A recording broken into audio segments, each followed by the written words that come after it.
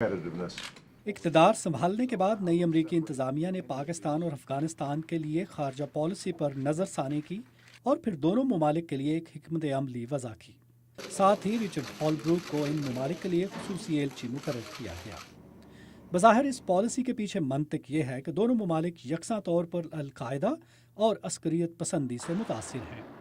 Washington में US institute of peace में इस हिकमत अमली या एफपैक स्ट्रैटेजी पर एक डिस्कशन के दौरान अमेरिका में पाकिस्तान की साबिक सफ़ीर डॉक्टर मलिया लोदी ने कहा कि इस स्ट्रैटेजी पर अमल दरामद में कुछ अहम पहलुओं को नज़रअंदाज किया जा रहा है।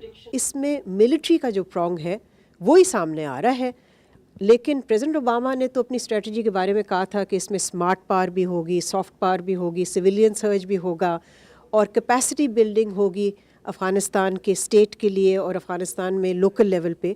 अभी वो चीज़ें ज़ाहिर नहीं हुई।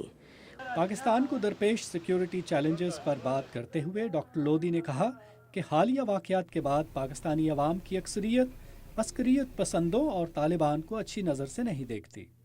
उन्होंने कहा कि तालिबान रहनुमा बैतुल्ला मसूद ने अपनी जंग को वज़ीरिस्तान और सूबा सरहद से पंजाब तक फैलाने की कोशिश की, लेकिन वो इसमें नाकाम रहे हैं।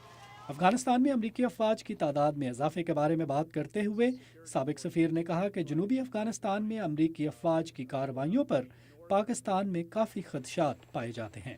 सबसे बड़ा खदशा तो ये है कि इससे मिलिटेंट्स और तालिबान को धकेल दिया जाएगा पाकिस्तान की तरफ।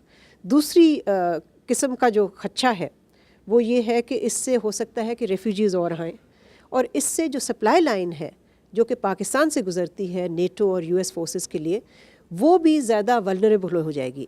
मालाकन डिवीज़न में फ़ौजी ऑपरेशन के बाद इन इलाकों से नकल मकानी करने वाले अफराद वापस अपने घरों को लौट रहे हैं।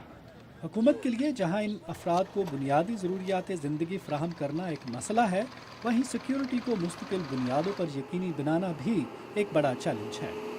डॉक्टर लोदी कहती हैं कि हुकूमत के पास फ़ौजी ऑपरेशन के बाद पैदा होने वाली सूरत हाल से निमटने के लिए कोई जामे पॉलिसी मौजूद नहीं है।